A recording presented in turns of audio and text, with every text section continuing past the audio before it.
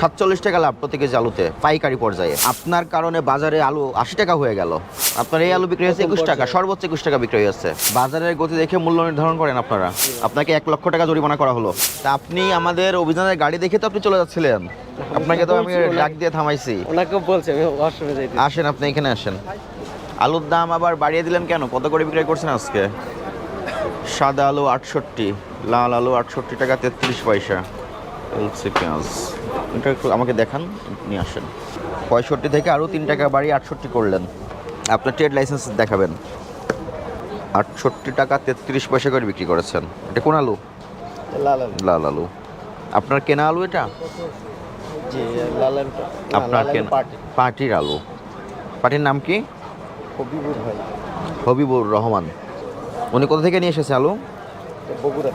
বগুড়া থেকে। উনি কত করে কিনে নিয়ে এসেছে?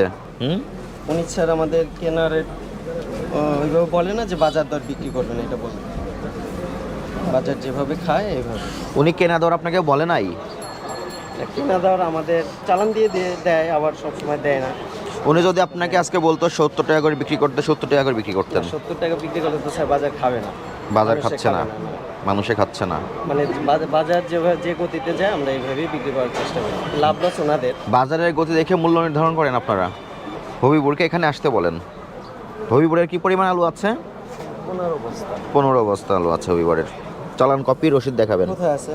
তো আমি যে আপনারা যে ধীরে ধীরে আলুর মূল্য বাড়িয়ে যাচ্ছেন, টঙ্গী থেকে আলু কিনে আপনাদেরকে আমরা এখানে মনিটরিং করছি, বারবার অভিযান আসতেছি, আপনাদের মৌখিকভাবে বুঝিয়ে যাচ্ছি, তারপরে এই কাজগুলো কেন করছেন আপনারা? স্যার এই যে আমি আলু আপনাদের অ্যানামলিস্ট আপনারা বুঝতে পেরেছেন? ব্যাপারী আপনাদের নিয়ন্ত্রণ করেন, আপনারা ব্যাপারীকে নিয়ন্ত্রণ করেন। স্যার গতকালকে আমি ব্যাপারীকে ফোন দিছি যে ভাই গাড়ির লোড দেওয়ার কথা ছিল, তো বলতেছে ভাই আমি আলু ঢালতে পারি নাই। বলে কেন ঢালতে পারেন নাই? বলে ভাই আজকে 70 টাকা আলু চাই, আমি কিনতে পারি। আমার যে মূল ব্যাপারী উনি আলু গতকাল দরকার নেই তো কেনার, না এই জন্য কিনিও নাই। আজকে যে টঙ্গিতে কম পাইছি এখান থেকে এটা কম। আপনি যদি এখানে 68 টাকা 33 পয়সা করে বিক্রয় করেন, এটা খুচরা বাজারে কত করে বিক্রয় হচ্ছে?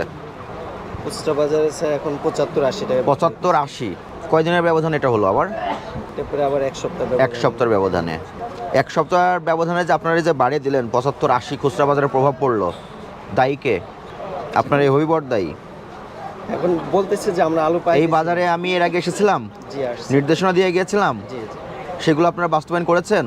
আমরা তো চেষ্টা করতেছি। আপনি তো আমাকে রসিদ দেখাতে পারলেন না, চালান দেখাতে পারলেন না। আপনার ট্রেড লাইসেন্স দেখান। ট্রেড লাইসেন্সটা আমি এখনো করা হয়নি। নাই, ট্রেড লাইসেন্সও নাই। আপনার না আছে কোনো ট্রেড লাইসেন্স, না আছে অন্যান্য কোনো ডকুমেন্টস, কিন্তু আপনি যে এক সপ্তাহের ব্যবধানে আপনার কারণে বাজারে আলু 80 টাকা হয়ে গেল, এ দায়ভারটা কে নিবে? অসুস্থ এবং অস্বাভাবিক বাজার ব্যবস্থা হওয়ার জন্য তো আপনারা তো মূল দায়ী। তার তো ডকুমেন্টস আজকে হাতে নাতে পেলাম। আপনাদের যেভাবে আমরা কিনে আনি বা ওনারা যেভাবে বলে এইভাবে আমাদের বিক্রি করতে হয়। 10 জন শুধু এরকম না যে আমাদের উনি বললো আর আপনি বিক্রয় করা শুরু করলেন, অথচ সরকারের বিভিন্ন এজেন্সি আপনাকে বারবার সতর্ক করতেছে, মৌখিক নির্দেশনা দিচ্ছে, সময়ে সময়ে আইনগত ব্যবস্থা নিচ্ছে। আপনি সেটা কর্ণপাত না করে ওনার মতো একজন ফড়িয়া ব্যবসায়ী আপনাকে বললো আর আপনি তার কথাই বাজার মূল্য করা শুরু করে দিলেন। আপনি তো 2 দিন আলু না রাখেন, সমস্যা কোথায়? আপনি একটা মিথ্যা অজুহাত দাঁড় করে আলুর মূল্য বাড়িয়ে যাচ্ছেন। এক সপ্তাহ আগেও তো 65 করে বিক্রি করেছেন আপনারা। জি স্যার। আজকে আপনি কেন 68 টাকা হলো আলু কেন করলেন? আপনার এই আলু বিক্রি হচ্ছে 21 টাকা, সর্বোচ্চ 21 টাকা বিক্রি হচ্ছে। সেই আলু আজকে আপনি 68 টাকা করে শুরু করেছেন। 47 টাকা লাভ প্রতি কেজি আলুতে পাইকারি পর্যায়ে। খুচরা যাচ্ছে 80 টাকা, 59 টাকা বৃদ্ধি পেয়ে গেছে।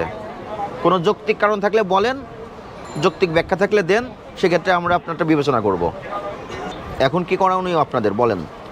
আপনার যে দিক নির্দেশনা দেবেন। আমি তো এর আগেও নির্দেশনা দিয়ে গেছি, সবাইকে খুব সুন্দরভাবে বিনয়ের সঙ্গে বুঝিয়ে গেছি আপনাদের কি করণীয় কি বর্জনীয়। আপনারা 1% কি সেটা অনুসরণ করেছেন? নৈতিকতার জায়গাটা তো রাখতে হবে একজন ব্যবসায়ীর। ব্যবসায়ীতে ইথিক্সের জায়গা আছে না? এক সপ্তাহ পূর্বে আপনি যা বিক্রি করতেছিলেন আজকে তার থেকেও দামটা বাড়িয়ে দিলেন। দোষ চাপাচ্ছেন ব্যাপারীর পরে, ব্যাপারী দোষ চাপাচ্ছে আপনার পরে। আপনারা তো দুজনের পরিপূরক। আপনার অপরাধটা আপনি বুঝতে পেরেছেন, স্বীকার করেন। আপনাকে 1 লক্ষ টাকা জরিমানা করা হলো।